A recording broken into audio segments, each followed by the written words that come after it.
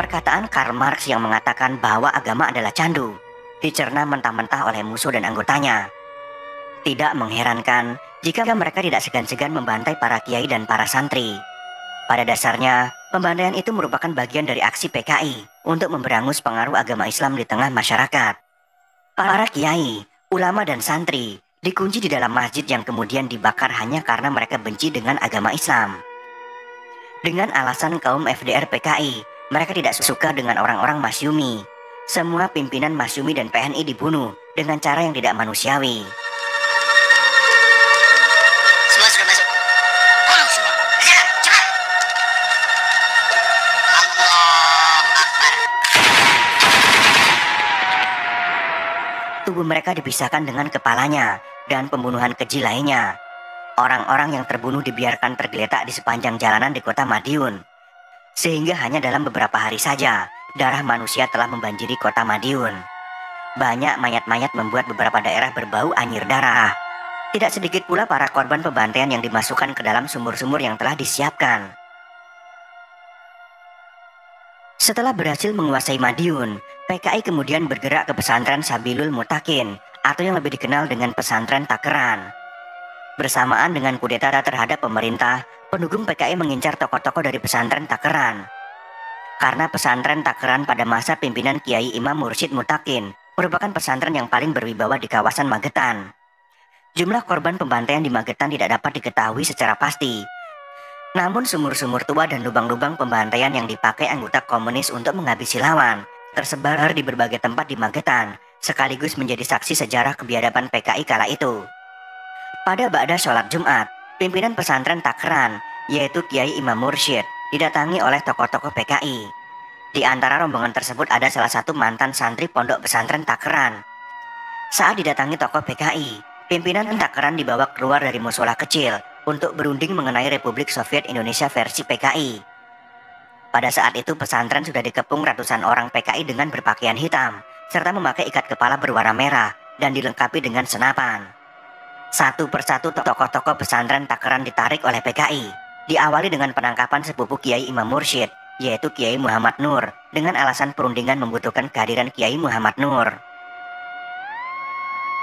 Selanjutnya, PKI mengatakan dua tokoh pimpinan pesantren Takeran bisa pulang setelah Ustadz Muhammad Tarmuji datang menjemput mereka langsung ke Goranggareng, yaitu markas PKI yang terletak 6 km sebelah barat Takeran. PKI terus menangkap tokoh-tokoh penting pesantren Takeran dan berakhir dengan penangkapan Ustadz yang berasal dari Al-Azhar Mesir, yaitu bernama Hadi Adaba. Namun ternyata semua itu hanyalah strategi licik PKI yang tidak suka dengan tokoh-tokoh agama Islam. Tokoh yang ditangkap tidak pernah kembali dan sebagian besar sudah ditemukan menjadi mayat di lubang-lubang pembantaian PKI yang tersebar di daerah Magetan.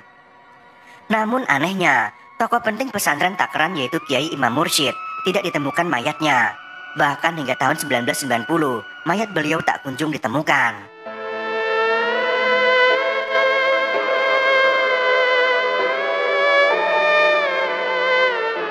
Pada hari Sabtu pagi tanggal 18 September tahun 1948, ulama dan kiai pesantren Burikin ikut diserbu dan diseret sejauh 500 meter dari pesantren Burikin ke desa Batokan. Kemudian mereka beralih ke Sumur Tua Cigro, salah satu tempat pembantaian kebiadaban PKI. Sumur Tua Cigro terletak di desa Cigro bagian selatan Takeran. Lebih spesifiknya terletak di belakang rumah seorang warga yang non-PKI. Cigro hanyalah salah satu dari banyaknya tempat yang menjadi sumur pembantaian kiai dan santri di daerah Magetan. Pada malam terjadinya kejadian menyedihkan itu, terdengar suara bentakan yang diiringi jeritan histeris. Muslim, seorang santri yang tinggal dekat sumur tua itu, menyaksikan kekejaman PKI. Saat itu malam semakin larut, para anggota PKI berkumpul di dekat sumur Cigro. Suara lantang pasukan PKI membentak para tawanan. Muslim yang terbangun karena kegaduhan tersebut mengintip dari bilik bambu rumahnya. Berbeda dengan biasanya, pembantaian di Sumur Cigro tidak menggunakan arit ataupun senjata api atau kelewang. Saat itu para anggota PKI menggunakan pentungan sebagai senjata untuk menyiksa para tawanan. Kiai Imam Sofyan berulang kali dipukul oleh anggota PKI. Ia dijebloskan ke dalam sumur dan dilempari dengan benda keras dari di atas sumur. Sambil menahan sakit, Kiai Imam Sofyan mengumandangkan azan dari dalam Sumur Cigro. Pada saat itulah, Muslim mendengar suara azan yang menurutnya adalah suara Kiai Imam Sofyan dari pesantren Kebonsari. Rasa sakit begitu menyiksanya, namun nyawa seakan belum ingin berpisah dari raga. Setelah selesai mengumandangkan azan, Kiai Imam Sofyan akhirnya terjatuh di atas tumpukan mayat lain di sumur itu.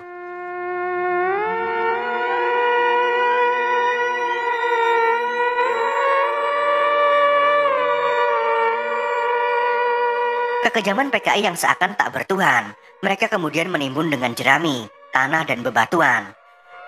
Mereka pun dikubur hidup-hidup di sumur itu. Korban di sumur Cigrok sedikitnya berjumlah 22 orang. Di tempat yang berbeda dari sumur Cigrok, kedua putra Imam Sofyan ternyata juga ikut ditangkap. Mereka adalah Kiai Zubair dan Kiai Bawani. Mereka juga menjadi korban pembantaian anggota PKI. Korban selain Kiai Imam Sofyan di sumur Cigrok adalah Hadi Adaba dan Imam Faham dari PSM Takeran. Imam Faham adalah santri Kiai Imam Mursyid Takeran yang ikut mengiringi gurunya ketika dibawa mobil PKI. Rupanya di tengah jalan Kiai dan santrinya itu dipisah. Imam diturunkan di tengah jalan dan akhirnya ditemukan di dalam lubang pembantaian Cigrok. Kejadian itu juga disaksikan Ahmad Idris, tokoh masyumi di desa Cigrok yang menyaksikan penjagalan PKI dari kejauhan.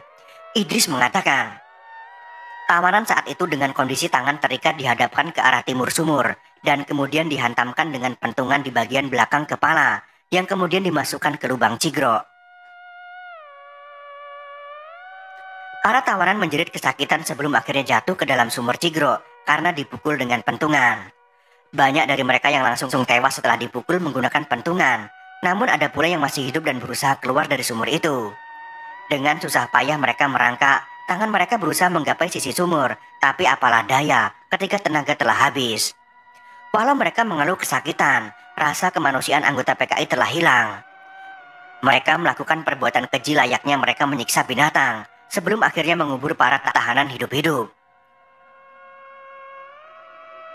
Itulah kekejaman anggota PKI yang terjadi di sumur Cigrok, Takeran, Jawa Timur. Di desa Cigrok kemudian dibangun monumen untuk mengabadikan kejadian pilu yang terjadi pada kiai dan santri. Tak hanya para kiai dan santri, camat Takeran saat itu juga menjadi korban kekejaman PKI. Para anggota PKI membunuh siapa saja yang menentang ideologi mereka, karena mereka menganggap kelompok lain sebagai musuh tegaknya ideologi